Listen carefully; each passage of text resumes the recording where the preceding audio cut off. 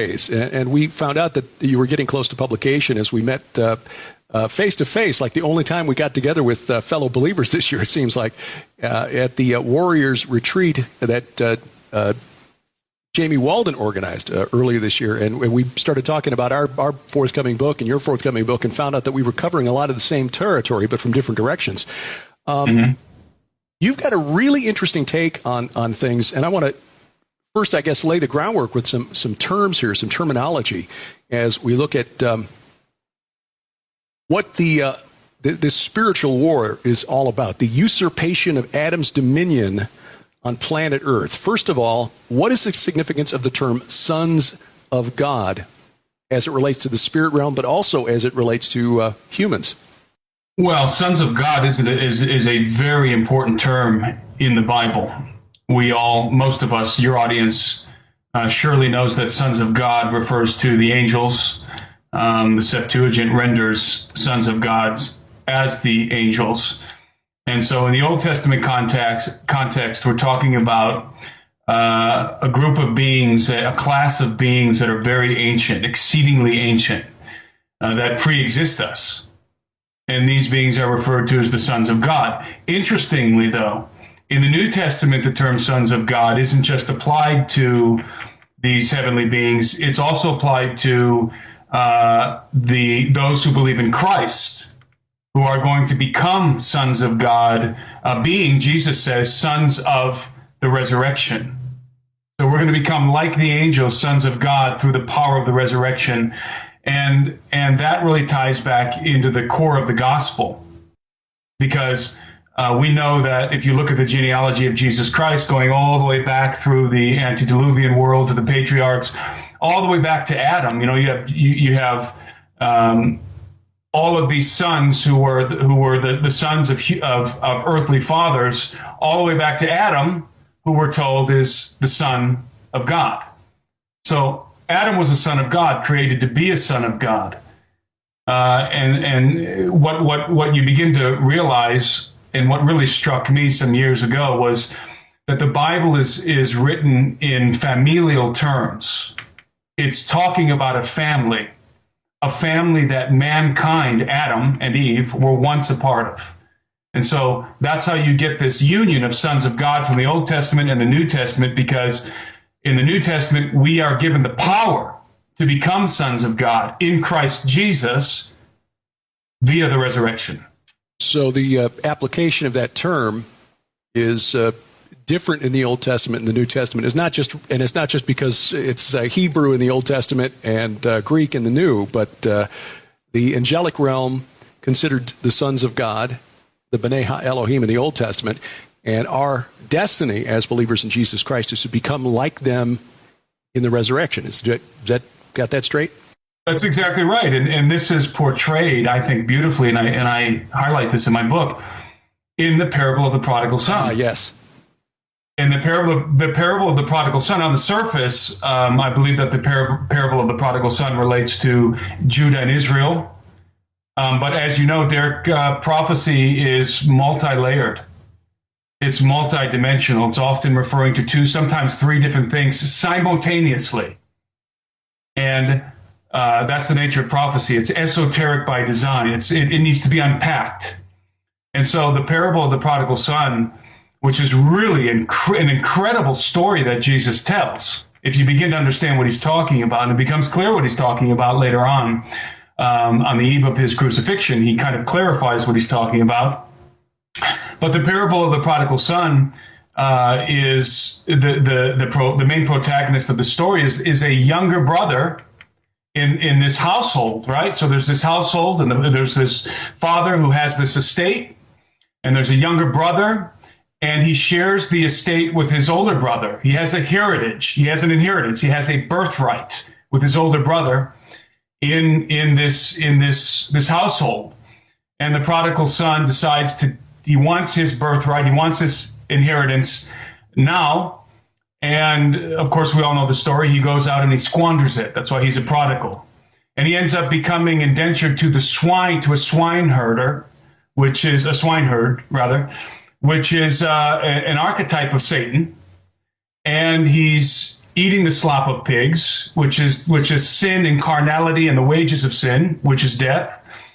So he becomes divorced from this family. And the prodigal son, of course, realizes at some point in his squalor, he realizes that even the servants in his father's house have food, have bread to eat, and have a roof over their heads. And so he decides that he's going to go back to his father's house and just beg his father to be received, even as just a lowly servant, not as a son anymore, just as a servant. You know, I've squandered my inheritance. I'm no longer worthy to be considered your son. At least receive me back as a servant. And so he makes his way back to his father's house in a state of total depravity, total squalor. And he's probably under the impression that as he approaches his father's house, his father's going to be wroth with him. He's going to be full of wrath and anger and displeased with this son of his who squandered his inheritance. And he's surprised to find that instead of being angry with him, his father runs out to meet him, embraces him, and is kissing his neck, and then clothes him with a robe and puts sandals on his feet, which is indicative of the resurrection in Christ, the righteousness of Christ. We're clothed in the righteousness of Christ. And then the son is brought back into the family. A ring is put on his finger, which I believe is the seal of the father's house. And he's reunited with the family. And of course, you have the older brother who's a little bit upset about this scenario, because he tells his father, you didn't throw a party for me, right? Because they kill the fatted calf and they throw a party for the son because of this son of mine, says the father, who was lost and now is found. So here we have the gospel, that Christ is conveying the gospel to us through this story. And so this older brother who never left the father's house is a little bit jealous about all of this celebration going on for his brother, who went and squandered his co-inheritance. By the way, they both had the inheritance in the father's house. The younger brother squandered his. So the question then becomes, who is the prodigal son? Well, the answer is us. We're the prodigal son, but even more pointedly, it's Adam. I believe that the parable of the prodigal son is about Adam, in us. It's about us. We are Adam, so to speak. And so, you get to the eve of the crucifixion, and what does Jesus tell his disciples? In my Father's house are many rooms, and I am going there to prepare a place for you. And if I go there to prepare a place for you, I'll come back and get you so that you can be where I am. He is evoking the parable of the prodigal son, because he already told his disciples about the prodigal son previous to the Last Supper, and he's evoking that parable again. And he's going to go back to the Father's house to prepare a place so he can come back and get who? The prodigal. The prodigals, us, the prodigal sons, and lead us back to the Father's house. That is the gospel of Christ. We're brought back into the Father's house. We're restored to everything that Adam lost. Christ restores all of it for us, because he's our kinsman redeemer. He becomes us to redeem us so that we can be reconciled to the Father's house, to the family of God, and restored to everything that was lost in Eden at the fall. You describe Adam as the regent of a renewed terrestrial realm. Renewed because why? What happened that the earth needed to be renewed? And what was the reaction of the older brother when they saw that this new creation that was made lower than them had been designated as the one who had dominion over this realm? This is where I begin the story in my book. I kind of laid this book out as a story. It's a narrative. I believe it's the biblical narrative, and the biblical narrative does not begin with us. We're not the beginning of the story. Christ is the beginning of the story. That's where the story begins. I call him the singularity in my book. He is the Big Bang, so to speak. Everything begins with him. But obviously, there's this older brother. There are these other beings who we call angels, who pre-exist us. And so I think they have a history of their own.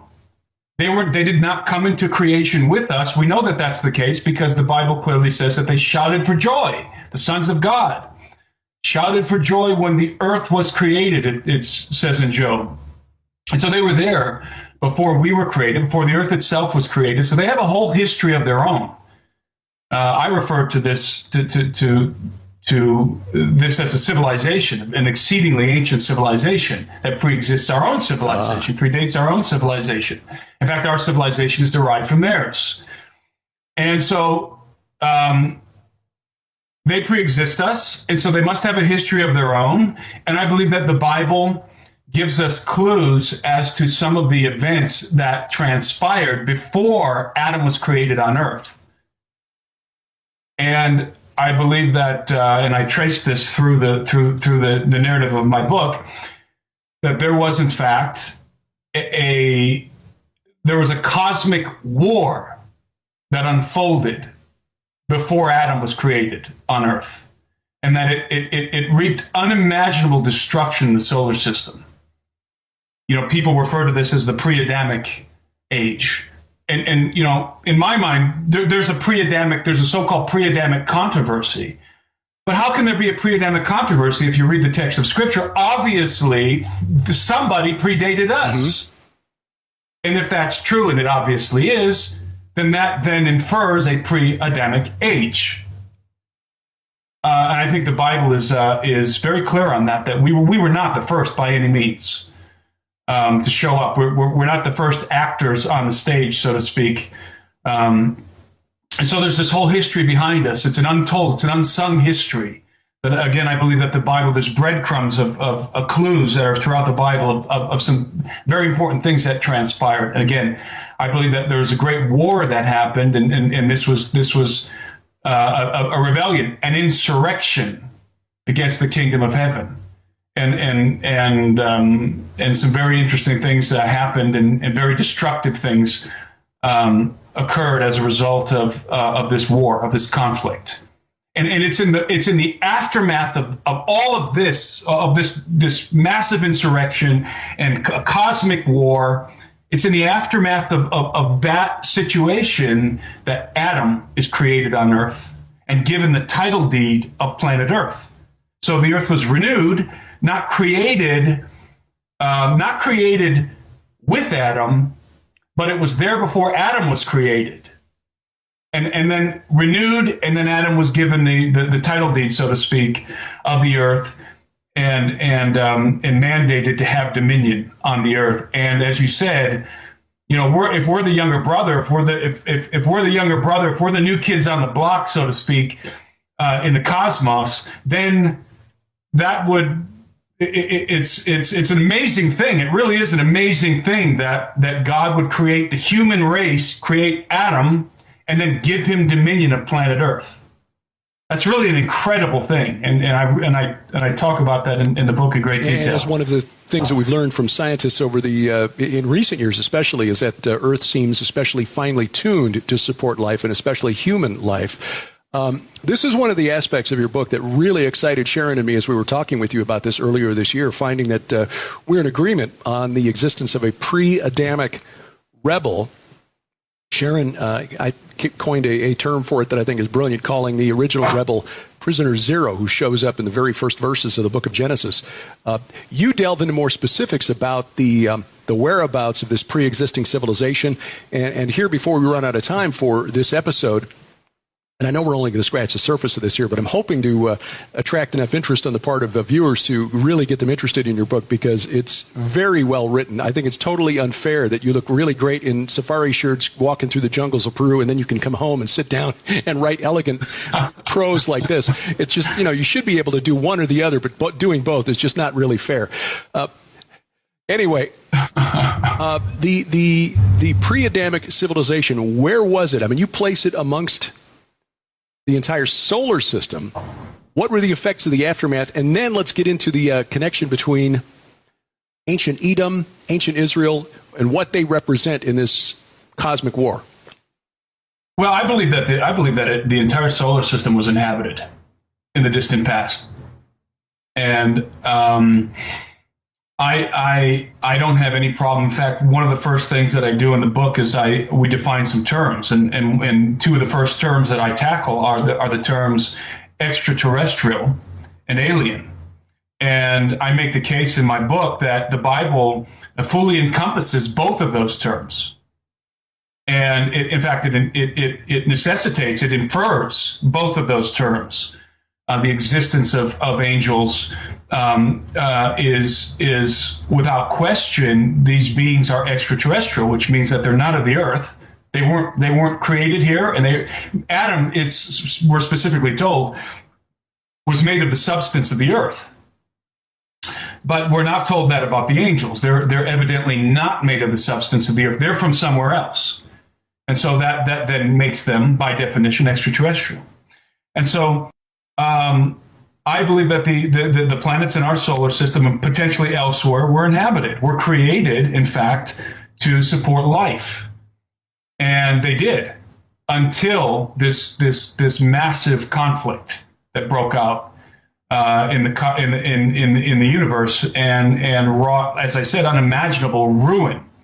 And I think we see the evidence of that conflict and of that ruin all over the solar system, especially on Mars and some of these other planets. And interestingly enough, and I put this in my book, there's reports coming out now, especially regarding the planet Venus, where astrophysicists are now saying that it appears that Venus and some of these other planets, which we've long considered to be uninhabitable, may have been inhabitable at some time in the past, and that has to do with the composition of the atmosphere and all kinds of different things. So, but we need to keep in mind that it's also possible that the planets in our solar system were not positioned the way they are today in the deep past. It's possible that all the planets in the solar system were sitting in the so-called Goldilocks zone, and when one of those planets, which I believe the Bible designates as Rahab, exploded, it might have pushed these planets apart and situated them where they are today.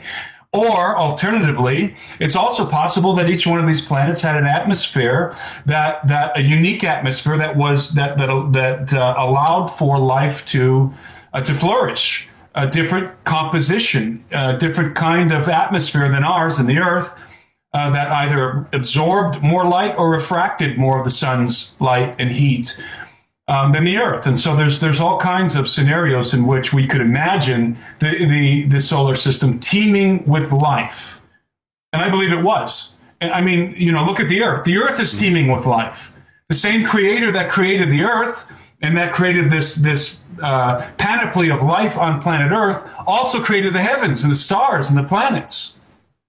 So I think just by looking at what we have here on planet Earth in terms of life, the diversity of life, I think we can extrapolate that out into the universe and infer that this creator who created all of this life, that this wasn't his first go at creating living creatures. The connection between ancient Edom, which, of course, in the Hebrew is derived from the word that means red. The connection between Edom, the shattered vessels of Edom, and end times prophecy. Can you piece all that together for us? That gets really complicated. Edom, as you know, is probably they're the arch enemy of Israel in the scriptures. Right. There are more pronouncements of judgment against Edom than any other nation, more than the Philistines, more than every other hostile nation. Edom there's a special contempt. There's a particular contempt reserved for Edom in the scriptures, and it's very, very interesting. And Edom means red.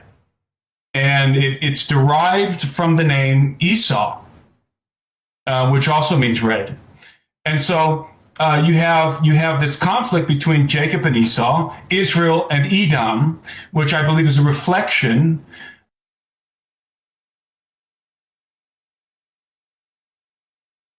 and what I call the insurgency, the dragon and his rebel insurgency. The dragon is represented by Edom. Remember in the book of Revelation that John has the vision of the red dragon, the red dragon. I believe is symbolic of Edom. And I believe, by the way, as you probably encountered already in the book, I believe there's more than one dragon. I believe there's 7 dragons, and there's a confederation, an ancient confederation, a pre-Adamic confederation of rebel princes, led by this particular individual who is the chief, the head of the confederation, who we've come to call the devil, the Satan. And so Edom represents the dragon's confederacy, the insurgency, and Israel is a representation of the kingdom of God on earth. And so you have this contention between Israel and Edom, between Jacob and Esau, that is a projection of this larger conflict, this cosmic conflict that's been raging for who knows how long. I mean, my God, who knows how long? Millennium. I don't know. A conflict that is very clearly depicted in the scriptures. I mean, it's undeniable. You know, Jesus himself said that the kingdom of heaven suffers violence, and the violent take it by force. And by the way, there's two kinds of the Bible uses two kinds of language over and over and over. Two primary. I'm looking for a better term than kinds of language, but there's familial terms of family that are constant throughout the Bible from beginning to end. You know, the sons of God, and all the way through the Bible, the brethren, the household of the elect, and so forth. So you have this familial language that's laced throughout the Bible from beginning to end. But then you also have what you might think of as you have imperial language, the language of a kingdom, that's also laced from beginning to end.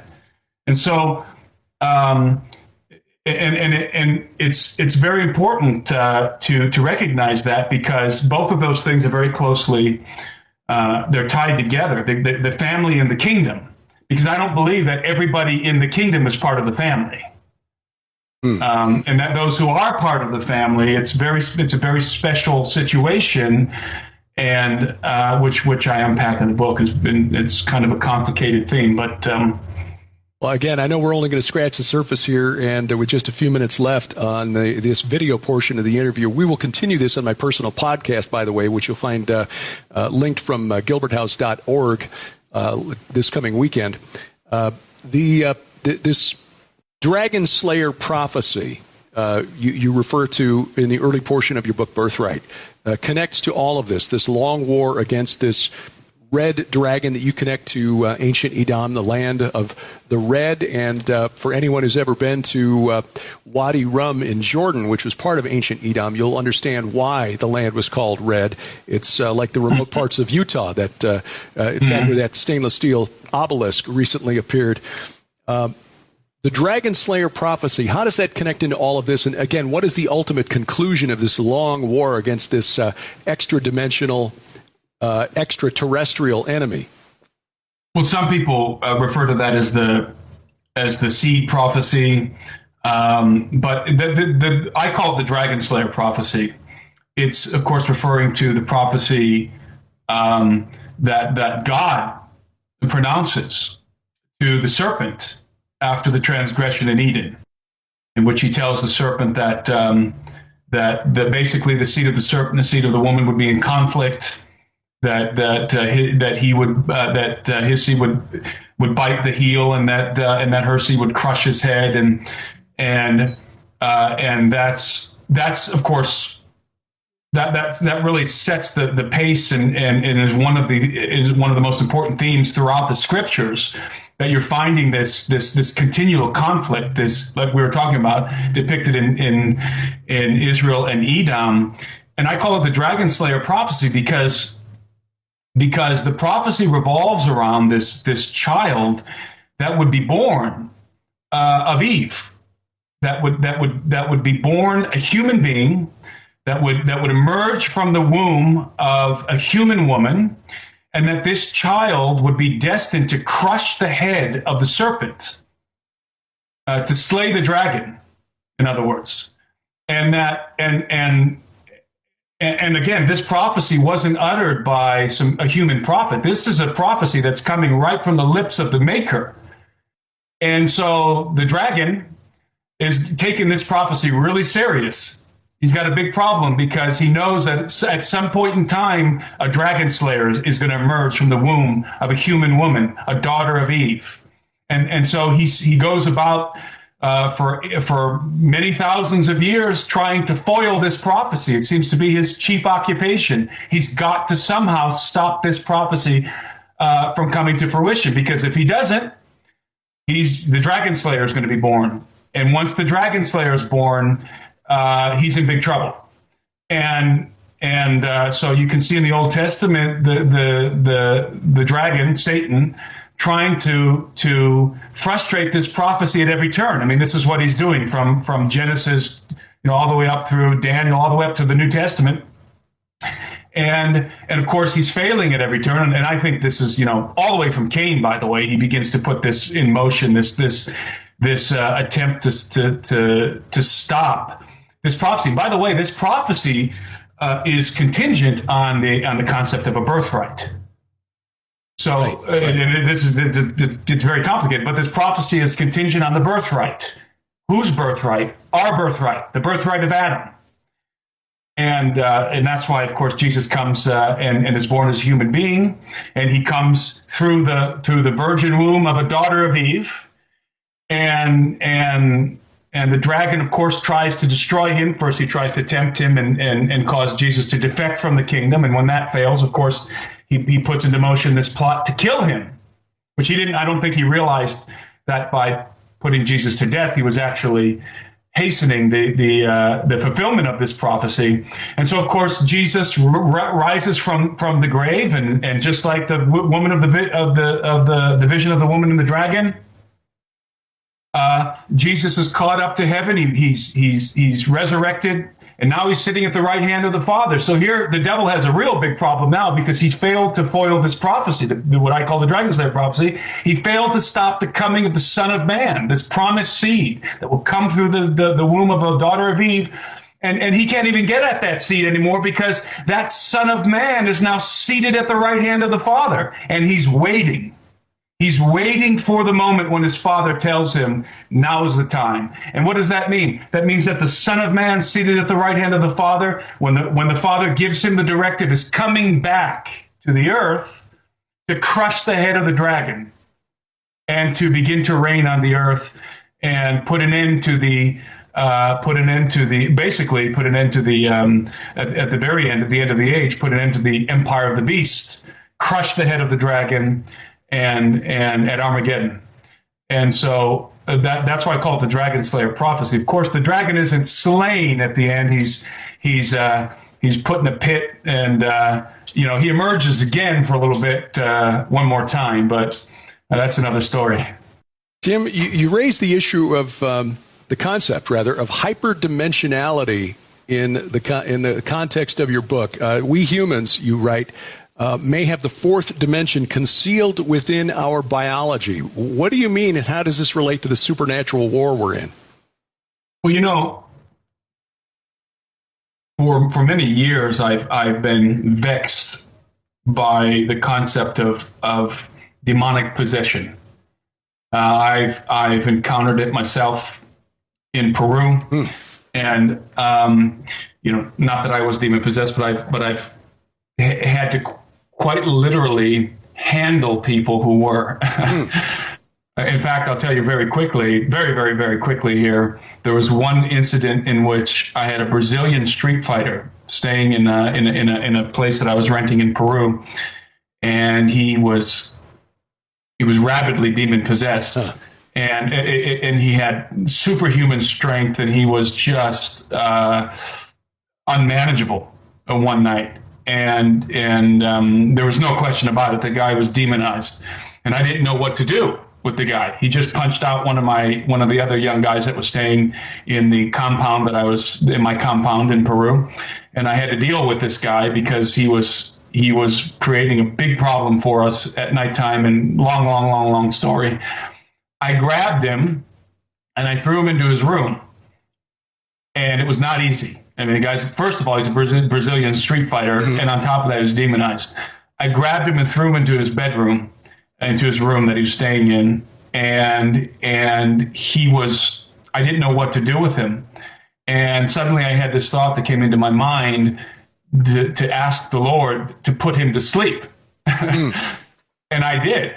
I asked the Lord, I said, I asked the Lord to put him to sleep. I said, Lord, please put this guy to sleep. And I'll tell you, Derek, he fell down on his bed and went to sleep immediately. Wow. And so, so anyways, it's always been very perplexing to me, this concept of demon possession, because I've always thought, where do these demons reside? Where in human biology do demons reside? And apparently you can have a whole lot of them. And, those of us who understand the origin of demons, that demons actually have a very specific origin, and that is going back to the offspring of the Watchers, right, and I believe the daughters of Cain, and it was the deceased giants, the Nephilim. Their deceased souls were spirits, were according to the Book of Enoch, were sentenced to wander the earth as vagabonds, bodiless vagabonds. And this was a terrible fate for them, because they'd be hungry and thirsty, and that they would have all of the afflictions, all of the desires, carnal desires, desires of the flesh, but without bodies with which to fulfill them. Right. And so there's a very specific origin to these things. They're not just, ghosts or something like that. And so they they can somehow inhabit our biology, and not just our biology, apparently swine. And so that got me thinking, how in the world is that possible? And I realized that we have souls that are inhabiting our biology somehow, and that our souls, you might call it our consciousness, is there must be a seat for the soul. There must be a seat for our consciousness within our biology. And long story short, this got me thinking about hyperdimensional hyperspaces. Which is a space that is a dimension beyond the three dimensions, physical dimensions, and the fourth of time that we're familiar with. Mm-hmm. And so there'd be another facet of created order, another facet of the material world that we can't perceive, and yet we're inhabiting in that facet of the material world. So it's not a dimensional. It's not some kind of a dimension that we can't access. It's actually a dimension that we're already inhabiting. We just can't perceive it. Our problem is one of perception. And so I believe that human beings, indeed all living creatures, all conscious creatures, all sentient creatures are inherently hyperdimensional. And there is a seat for the soul in the human being, a seat for the consciousness that can be inhabited by other consciousnesses, by other souls. That it's spacious enough, it's another dimensional aspect of our biology that we cannot perceive, which, by the way, I think we can perceive it. We will perceive it after the resurrection. But because of the fall, our eyes are darkened, as Paul says.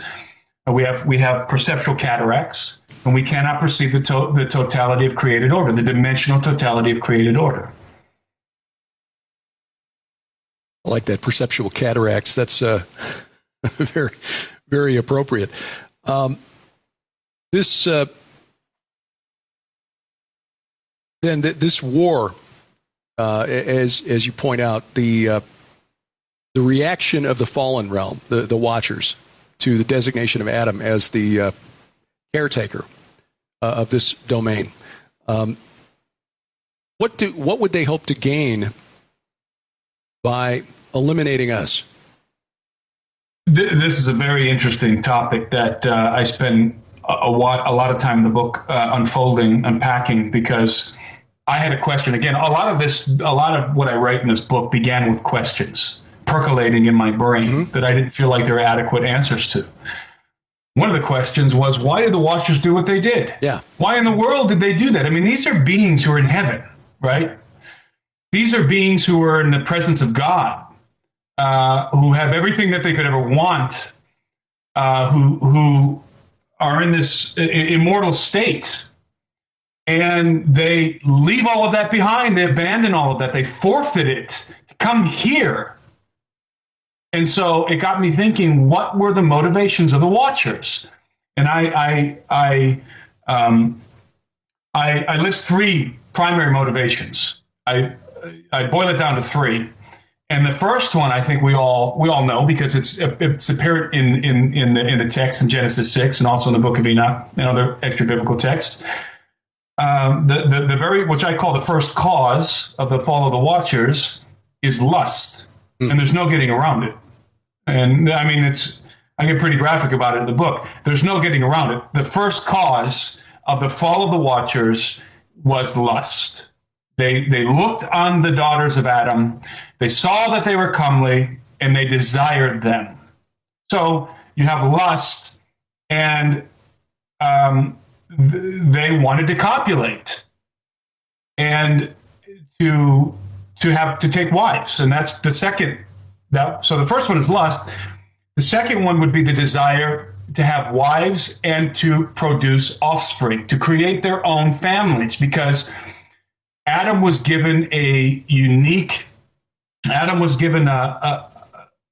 was afforded a unique privilege that the other sons of God apparently don't have, or maybe had at one time. I don't know, who knows, but he was given this privilege to have a family, to create a family unit.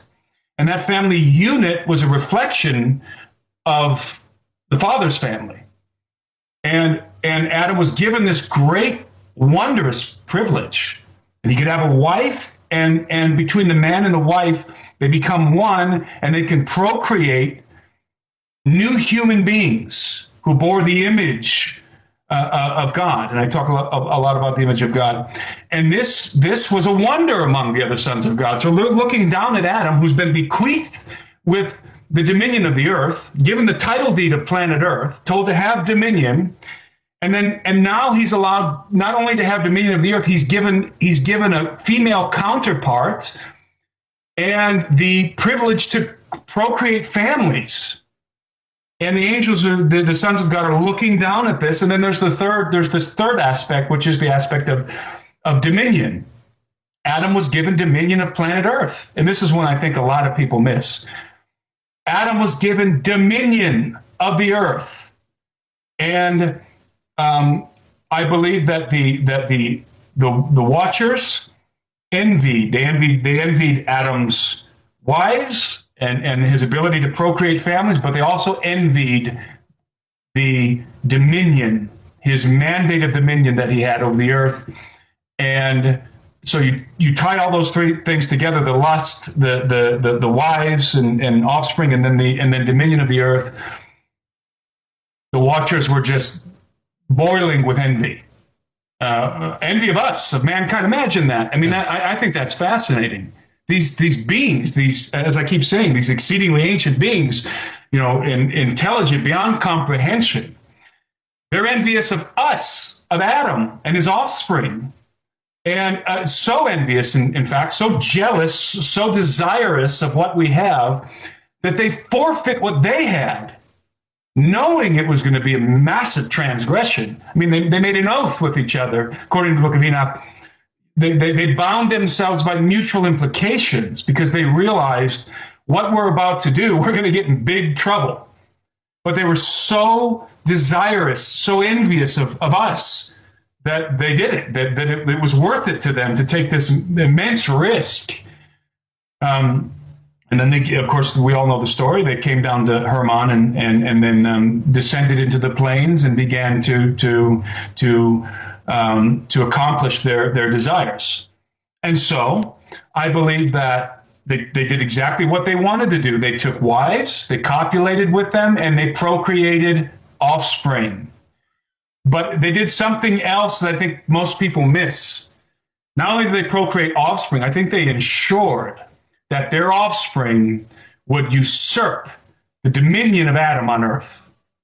That their offspring, and this is, I keep saying this because it's true, but this is a very complicated scenario, but that their offspring, because they were hybrids, part, Watcher, part human female, part human, because their watchers were hybrids, half-breeds, they were human enough to inherit the birthright of Adam, dominion of the earth. Because, by the way, the book's called Birthright. The birthright of Adam is dominion of the earth. Mm-hmm. Our birthright is dominion of the earth. And so their offspring were human enough to inherit this dominion of the earth, and they happen to also be giants, so they weren't going to have any problem unseating, dethroning the offspring of Adam and taking over. And so the Watchers, they got everything they wanted. They had their wives, they had their offspring, and they became, for all intents and purposes, the gods of the earth. And their hybrid offspring, human enough to usurp and to appropriate human dominion on earth, were governing the earth as the kings of the earth. And it was a dystopia, the likes of which the earth, the likes of which we've never seen before, but we will see again to some degree before the coming of the Son of Man. Mm-hmm.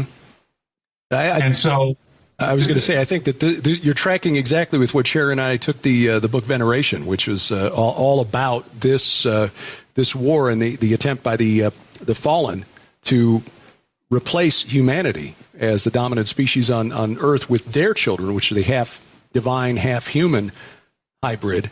I mean, the amazing thing is that God responded by sending a fully divine, fully human Savior to redeem His children. It's an incredible story. It is an incredible story. It really is. I think honestly, I can say this with full confidence that every single story, every epic that we have as human beings, going all the way back to the pre-flood world, to the patriarchs, is fundamentally derived from the story of Christ, from the gospel of Christ. It is the original epic. It is the original heroic tale. And if you think about it, it's got every element. It's got the seeds of every element of every story moving forward. The story of Adam and the fall, and this hero of humanity, Christ, and the great enemy, the dragon, and this whole thing. It's every human story has been derived from the gospel. The gospel is the seed of every single story that we tell as human beings. Yeah, it's as an author, you don't need any broader palette than what you get in the Bible itself. I mean, Sharon is weaving some epic fiction of her own, starting in the Victorian era with supernatural warfare as or spiritual warfare as the basis for the story. I've started dabbling in it, and we'll probably do more in the years to come. But when you start realizing how, well, that's what inspired the title of our recent book, Giants, Gods, and Dragons. I mean, they're all in there. What more do you need as a fiction author to tell an epic story? But when you're telling the Bible and sharing it with kids, and as the father of 5 sons now, you know the importance of or the utility of a compelling story to make a point. If we were communicating this well with our children and our grandchildren, I think we wouldn't see the statistics that we're seeing, the survey results that come out of George Barna's work there at Arizona Christian University, that millennials now, only 2% of American millennials have a biblical worldview. So I couldn't agree more. The story of the gospel we somehow lost the story. I mean, we have retained some of the doctrine and some of the theological precepts, but we've lost the narrative. And that's kind of what I try and do in this book, is recover the narrative, because there is no greater story that has ever been told than the gospel. And it's not just some, and I say in the note from the author at the beginning of my book, this is something that C.S. Lewis realized. This is what caused C.S. Lewis to come to faith in Christ, because Tolkien was one of the Inklings, a group who actually convinced C.S. Lewis not to look at the Bible as a book of precepts and Jewish laws, but instead to look at it as a grand narrative, an epic story, a myth that just so happens to be true. Mm-hmm. And it was when C.S. Lewis began to view the gospel of Christ in that light that he converted. That's how C.S. Lewis came to Christ. As soon as he realized that this was an epic tale, a true story, and he began to understand the narrative of the Bible, And this was a very intellectual man. Oh, yeah. I mean, C.S. Lewis was an atheist, very intellectual atheist. And as soon as he understood the story, his heart melted. I mean, he was wrecked by the gospel. And I think we need to recover that. And I think we need to start telling the story of the gospel again, because there is no greater story. Well, even the great stories of the pagans, and you point this out in your book, and again, this is something that Sharon and I have been tracking for some time now. It's why I titled my previous book, Last Clash of the Titans, because looking at the what we've been taught as mythology, all of us have had to take mythology courses in high school, and we're studying essentially pagan religion as literature. But the poet Hesiod and Homer understood the origin of the demigods, the daemons, who they believed were actually kindly and helpful.